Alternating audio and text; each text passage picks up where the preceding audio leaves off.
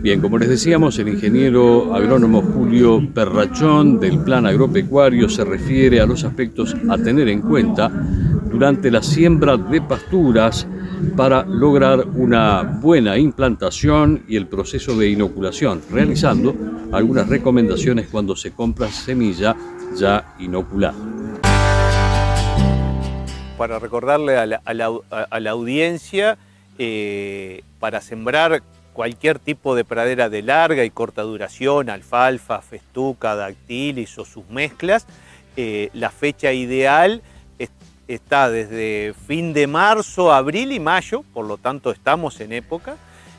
Por supuesto, hacer una buena preparación de siembra, las leguminosas inocularlas, hacer en tiempo y forma ese proceso es clave.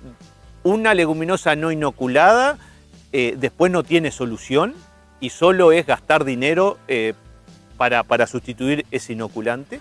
Después, por supuesto, comprar todos los insumos necesarios y tener la sembradora, si es propia, bien regulada, o si es contratada, tener avisado con tiempo el contratista para hacerlo en fecha y forma, y todavía son las condiciones ideales hasta fin de mayo.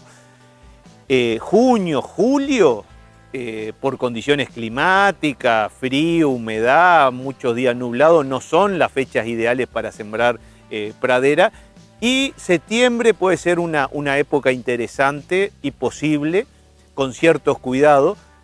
Luego de octubre, las condiciones son muy malas, fundamentalmente por el poco crecimiento de raíz que tienen. En general en la primavera la pastura decide producir más hojas que raíces, y eso lo que llega esas plantas en verano a tener poco crecimiento radicular. Si viene un verano complicado, terminan muriéndose porque las plantas no han desarrollado crecimiento radicular. Por eso no es recomendable a partir de octubre siembras de pradera. Y bueno, recordar que muchas de las especies que estamos sembrando no tienen capacidad de resembrarse, por lo tanto tener buen número de plantas a los 45 días es clave, y ahí la población objetivo que deberíamos de buscar son entre 300 a 350 plantas para lograr buena producción de forraje, y lo importante es tener controlado la mayor cantidad de procesos y después medir cuál es el resultado. Depende de las especies, pero en general en praderas mezcla, que es la mayoría que usamos, andan entre 300 a 350 plantas por metro cuadrado, y bueno, lo importante es, como todo, medir, evaluar y tomar decisiones para lograr un buen resultado para la próxima siembra. Ahí va a depender mucho de qué rastrojo vengamos, el nivel de malezamiento, pero en general podemos decir que 40 días es un tiempo adecuado entre la aplicación y la siembra para controlar fundamentalmente malezas, que las raíces se mueran, y eso va a llevar a soltar el suelo, y todo lo que llueva después de la primera aplicación va a ser agua acumulada para lograr una siembra lo más rápido posible después de sembrar, y lo más homogéneo posible, lo que eso va a determinar que a los 45 días voy a tener un número de planta adecuado, por supuesto para producir forraje, pero también para controlar malezas. Porque recuerden que la presencia de malezas en una chacra me determina, o son indicadores que algo mal estamos haciendo. ¿Y por qué? Porque las malezas aparecen cuando quedan espacios libres, o cuando se nos mueren nuestras plantas, o cuando quedan lagartos por mala siembra. Ahí aparecen las malezas. Por lo tanto, la clave es tener una población de plantas de pradera bien distribuidas, que nazcan lo más rápido posible y lo más homogéneamente posible para hacer competencia a las malezas, que es el principal problema de las praderas. Lo más inteligente y económicamente es hacer un análisis, para no echar de más, y más hoy con los fertilizantes que están con un alto costo, ni para echar de menos, y donde los puntos críticos o necesarios para tener una buena pastura en fósforo son entre 16 y 20 partes por millón de fósforo. Y bueno, después por supuesto depende de la intensividad del sistema, si hay que hacer análisis de otros macro y micronutrientes. Pero lo importante es hacer análisis de suelo y corregir, y más hoy donde los fertilizantes tienen un costo elevado. Por eso en estas condiciones de precios altos de los fertilizantes, la gente que ha cuidado mejor los suelos va a tener que gastar menos y va a seguir manteniendo la buena producción. Por eso la clave es hacer buenas rotaciones, cuidar el suelo, y eso va a impactar menos la variación de precio.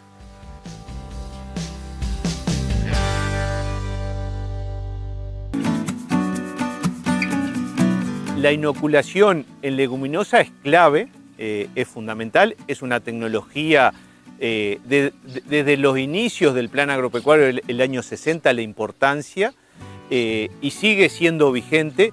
Y como para que la audiencia tenga en cuenta la importancia, como lo planteó Elena Bellot de INIA, el inocular, si uno lo tuviera que sustituir por urea o por cualquier fuente de nitrógeno, se llevaría casi 2/3 de los terneros de este país.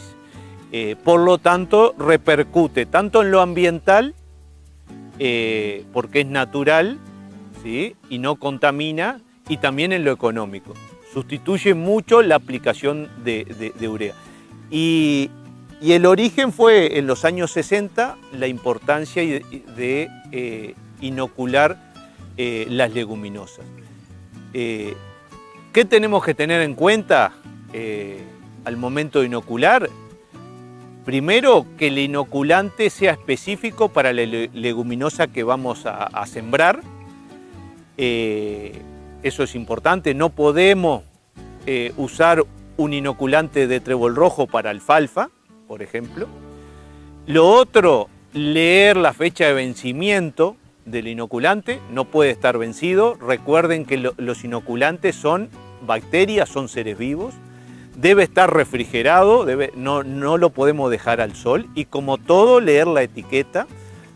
Y bueno, y al momento de inocular es clave hacerlo a la sombra, en un piso seco, sin contaminante, y inocular para el día. No podemos inocular para dentro 3 o 4 días, sino que lo máximo 1 día o 2, y por supuesto almacenarlo a la sombra después de inoculado. Eso es fundamental. Cuando las condiciones son de problemas de insectos o de hongos, se puede curar la semilla, pero hay que tener en cuenta de que el cura semilla debe ser compatible con las bacterias, no se puede usar cualquiera. Eso es importante, ahí consultar con el técnico. Hay muy pocos insecticidas y fungicidas que son compatibles con el inoculante. Por lo tanto, se puede hacer, pero con mucho cuidado, y también es el orden. Primero se cura la semilla y después se inocula cerca de la siembra. Eso es importante.